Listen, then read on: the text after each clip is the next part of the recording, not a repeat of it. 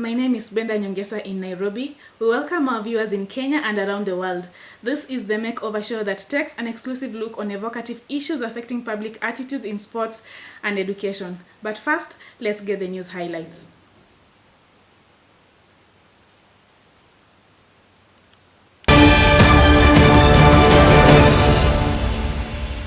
Governor Hassan Joho has waived hospital and mortuary fees in all Mombasa County hospitals on Madaraka Day. The county boss said the waiver is in line with the unity deal between President Uhuru Kenyatta and ODM leader Raila Odinga. Mr. Joho ordered the County Secretary Francis Thoya to implement order with immediate effect and also set to get fair allowances from the county government.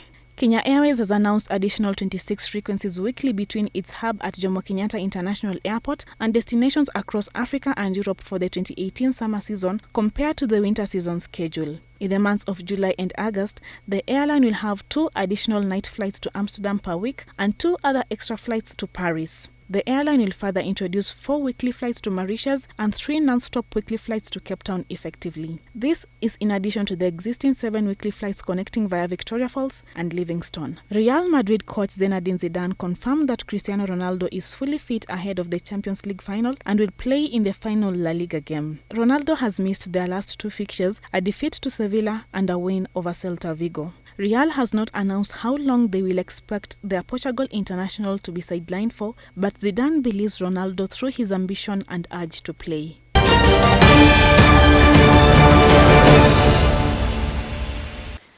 That's all from our news bulletin, and on our international news we've seen that Cristiano Ronaldo has been confirmed by his coach Zinedine Zidane to play for the final Champions League. Cristiano Ronaldo has been accredited to be the best player of all time, but he dropped out of school at the age of 14 to focus more on sports. Bringing it home, our very own CS for Heritage and Sports, Rashid Akesa, dropped out of school at the age of class 7, but he managed to get the position of being a Sports and Heritage CS. So the question is, can academic qualification be relevant in managing education? The reason why I'm asking this is because most players, let's say 30% of them, they normally focus more on the skills and they forget about education, or if they focus on education, it's just a less percentage of them. So what are your views about that? Is education relevant in managing sports? You can send in your views. My Twitter handle is at Brenda_Nyongesa, and of course the hashtag to use is the Makeover Show. So don't go too far. We'll be back in a short while.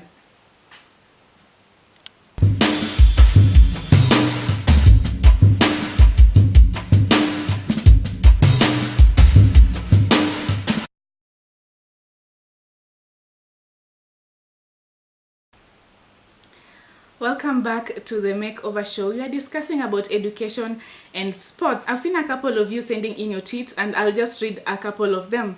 Helen Owor is telling me that I feel like if there was another person who was more qualified than him, both academic-wise and skills-wise, then they should have been given the opportunity instead.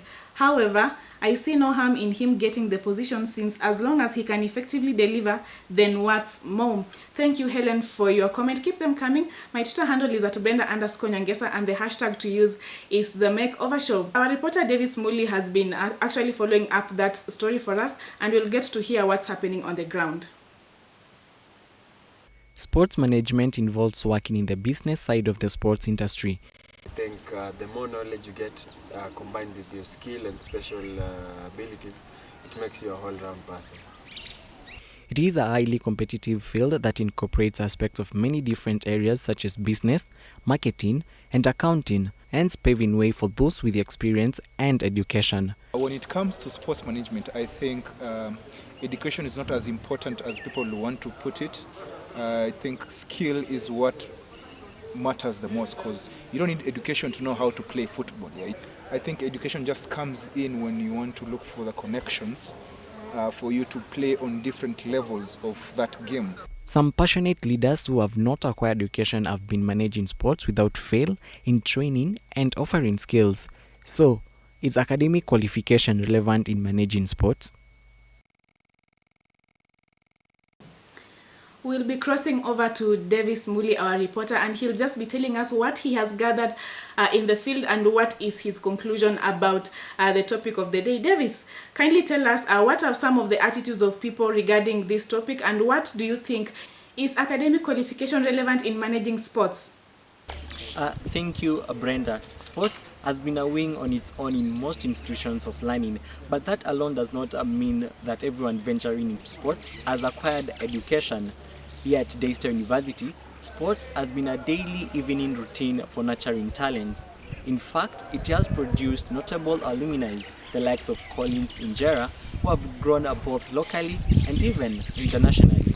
Brenda, I think that having a degree in sports management is a plus in managing sports, but that's not all it takes. It takes a positive attitude, self-resilience, willingness to push forward, passion, and training. Back to you in studio. Thank you, Davis, for that report. Welcome. I'll read one comment from Kagwanja Kevin, and he's saying, loving the show. In this case, the knowledge of the sport is more prominent than book smart, but some basic literacy is needed to implement and achieve the set goals and agendas. Thank you, Kagwanja Kevin, for your comment. Keep them coming. My Twitter handle is at Brenda_Nyongesa. We take a quick break. We'll be back in a short while.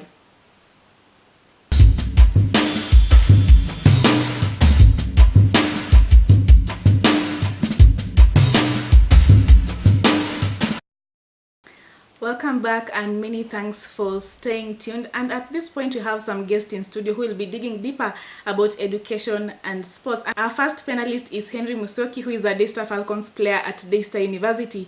Mr. Henry, thank you for making time to come to our studios today. Thank you very much.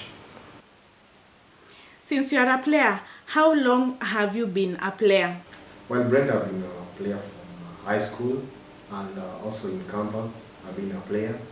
Soccer player in particular, but in high school I involved myself in various sports. Yeah. Do you think education is needed to survive in sports field? Education is very much essential, as you know.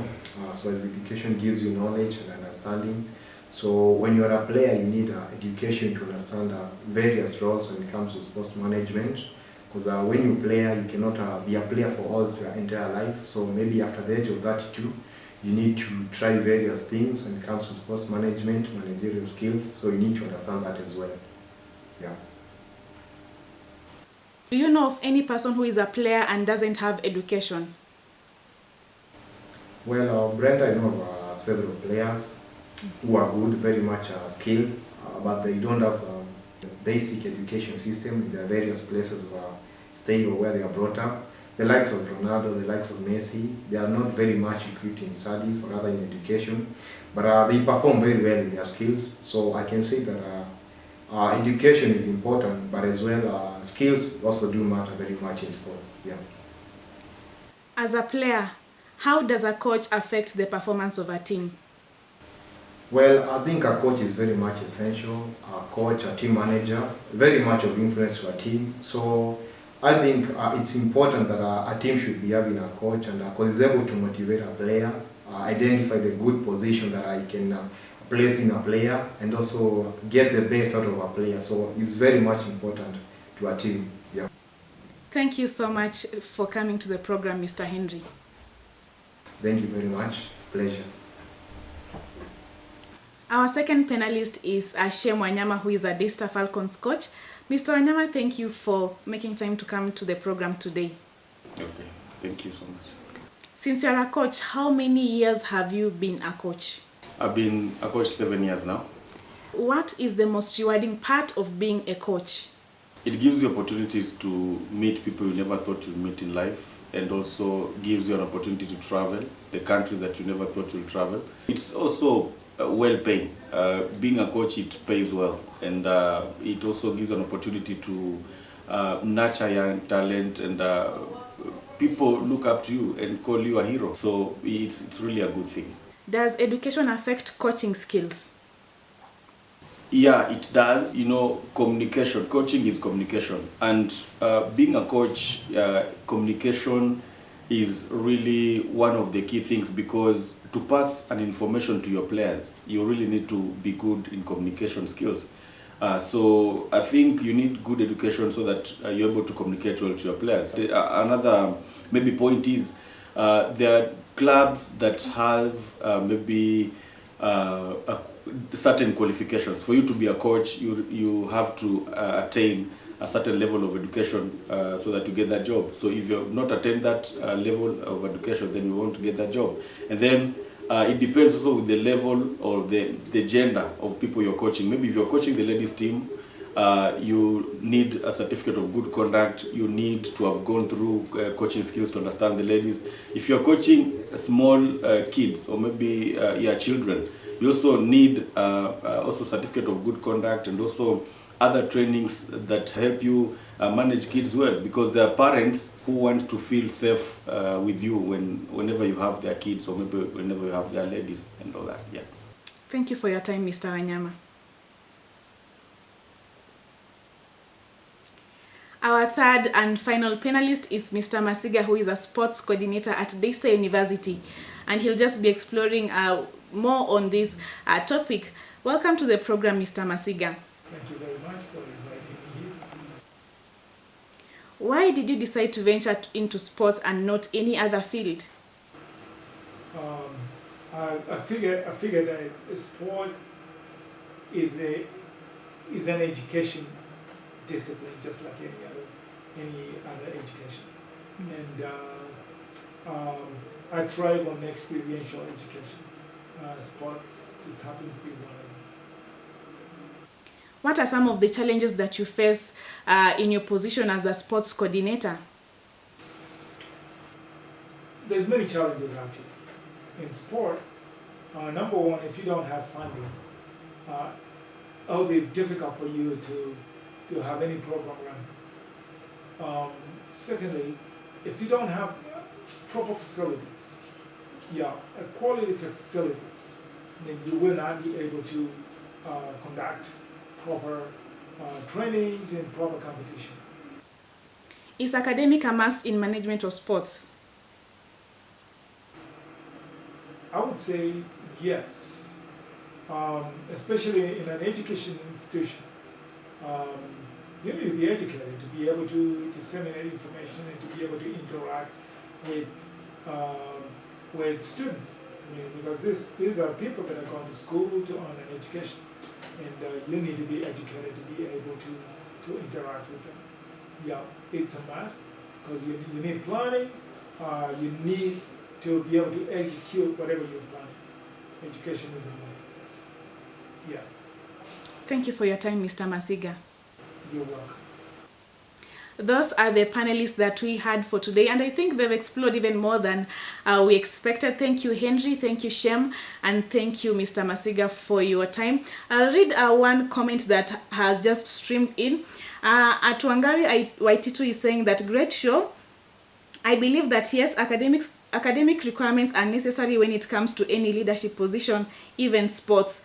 Good governing and education gives us leaders within the sports industry who can make a good decision. Thank you for your comment. You can continue sending in your comments. My Twitter handle is at Brenda_Nyongesa. We take a quick break. We'll be back in a short while.